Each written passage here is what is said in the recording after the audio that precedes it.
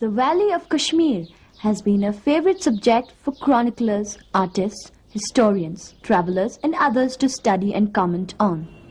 Busy commercial streets aside, the grand monuments of the capital city Srinagar have invited a great attention from the tourists world over. Huge architectures in the form of mosques and shrines have lent it a historical significance.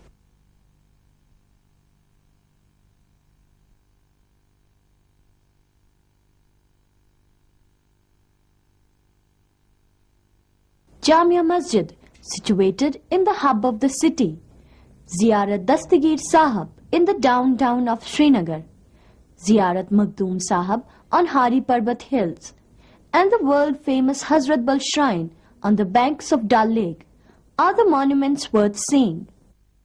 Monuments for monuments, gardens of the Srinagar city built by Mughal emperors form a characteristic feature of the city. Starting from the height, Pari Mahal, built by Dara Shakoo, is the monument before us in the ruined form. Downhill, we see Chashma Shahi, the royal spring, famous for pure water. Further down, on the banks of Dal Lake, we come across another Mughal garden, Nishad Bagh.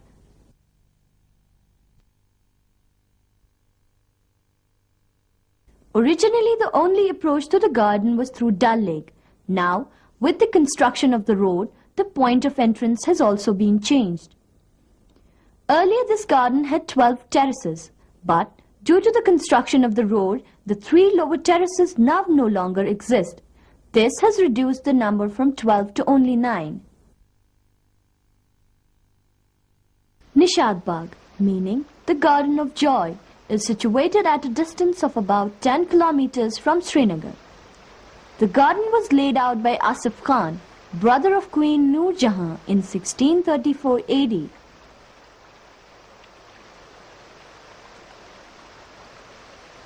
The moment you enter, you're caught by the cascades, waterfalls and fountains all around.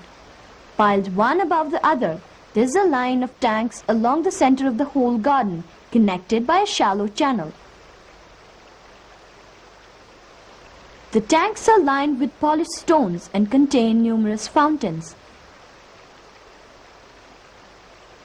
The water is derived from a Ras stream, which is already dried up. The water that flows is now drawn from the Dal Lake.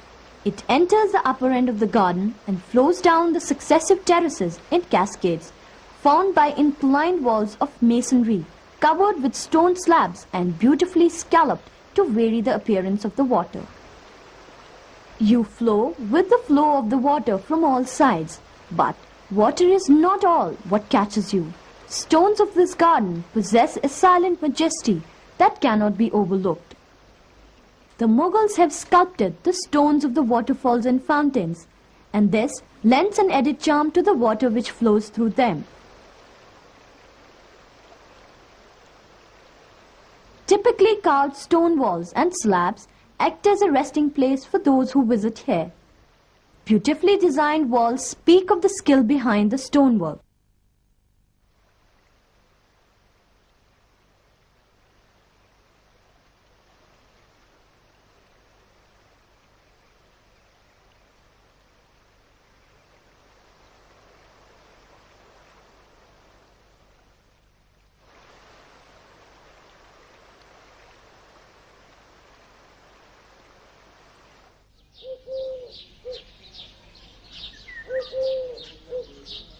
Centuries have passed, kings have lived and died, but Asif Khan's wonder continues to beckon the beauty lovers from countries and continents. People see a speciality here that makes them come all the way from thousands of miles. My name's Paul Hines, and I'm from the United States of America. I'm a computer consultant, and this is my first time in Kashmir. I had heard of Kashmir. I don't even remember the first time when or where. Many years ago, just a name of a beautiful place abroad, like many, foreign places that I never really thought that I would actually visit. I arrived here yesterday and it has been more than I had ever expected. The natural beauty is amazing, and the combination of British colonial charm and beauty on the houseboats, and the amazing Mughal gardens and the Hindu temples are just fantastic. I visit a lot of countries in the world, and this is one of the most beautiful places I visit. They have something special.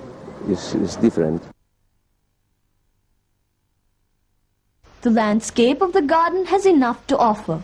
Nishad Bagh, true to its name, makes a real garden of joy for visitors. तेरे प्यार दिता जदों दा सहारा वे माया भुल गया मैनू जग सारा वे हो माया भुल गया मैनू जग सारा वे खुशी है हो मैनू सजना मैं तेरी दुआ ना कोई होर मंगदी नित खैर मंगा सोनिया मैं तेरी दुआ ना कोई होर मंगदी. Nishad Bagh is surrounded by a huge canopy of chinars from all sides. Known for providing shade in the blistering heat of summer, Mughals have planted them wherever they went in the valley. The borders of the garden are demarcated by huge walls of brick and plaster. The edifice we see here is what the builder of Nishad Bagh, Asaf Khan, considered the most sacred part of the garden. That is, the enclosure strictly meant for women only.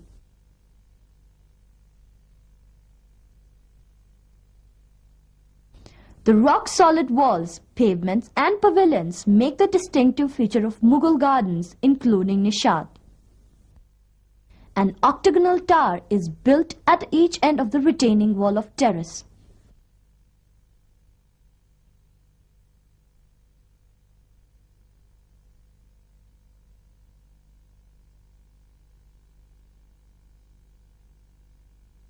During Mughal period, there are said to have been as many as 777 gardens on the shores around Dal Lake.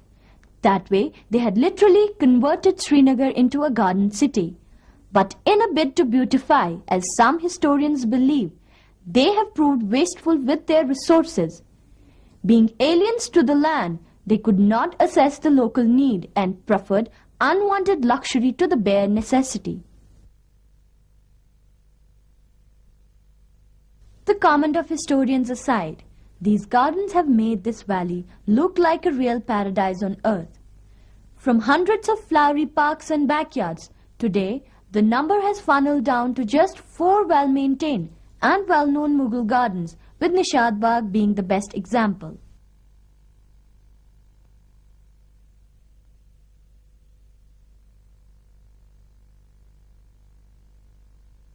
Three kilometers to the north of Nishad, we reach Shalimar Bagh, another tourist-pulling spot situated on the banks of the Dal Lake.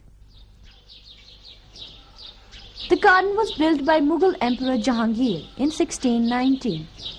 After more than 400 years, Shalimar Bagh even today reflects the tastes of Mughal emperors. Beauty of the gardens, grandeur of the architectural designs, and besieging the whole place by huge walls. This is what makes Shalimar an epitome of beauty and strength.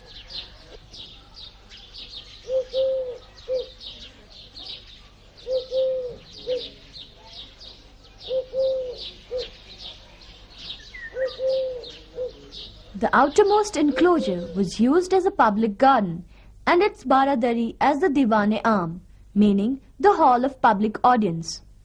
The charm and elegance of the pavilion has not faded off since the times of its construction, the fact vouched by the colorful ceilings, walls and the woodwork.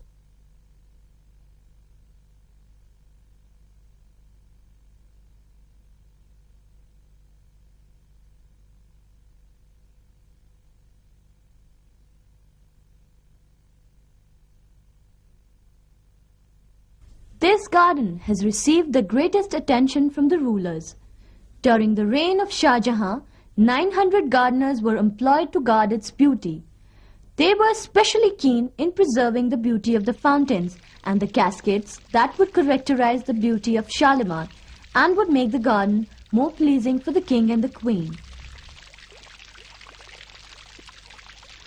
The Emperor Jahangir was overwhelmed by a burning desire to make this garden the pick of all gardens that have been built before and that were to be built after. Emperor's words bear it out. I ordered a stream to be diverted so that a garden might be made such that in beauty and sweetness there should not be in the inhabited world the another like it.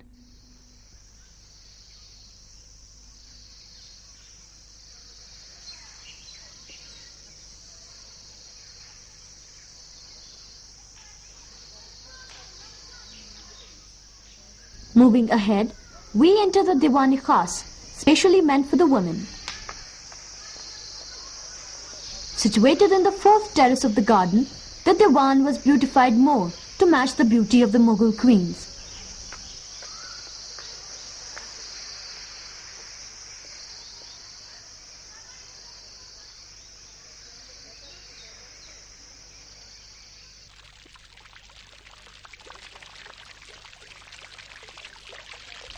Here the whole effect culminates with the beautiful black marble pavilion built by Shah Jahan, which still stands in the midst of the fountain spray. The black marble pillars supported by the pavilion are there to stand centuries after their construction. Sharp, chiseled and skillfully sculpted stone-carved pillars and evenly strong ceilings and walls make one steal a look at them.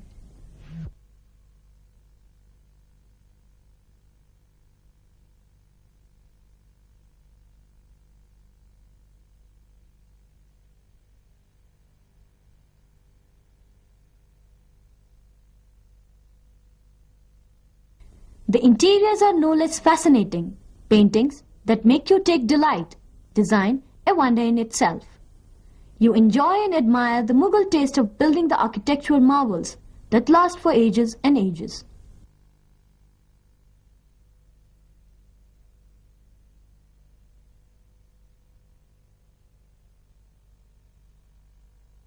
Beautifying gardens by planting flowers and beautifying buildings by painting flowers. This narrates the tale of taste Mughals developed for the flora of the valley.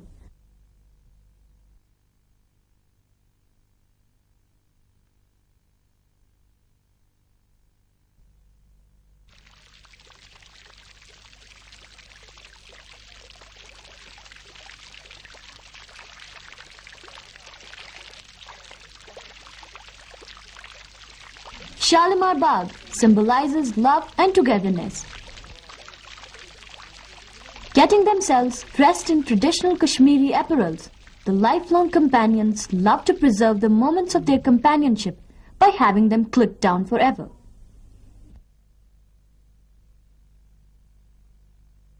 The story of bliss, bounty and beauty continues as the garden lives there with ever more fragrance and ever more freshness. The enchanting beauty of the gardens has though been maintained to a considerable extent, but the gardens have suffered a great deal. Earlier the surroundings would bubble up with endlessly flowing streams, but now water has dried up at the very source.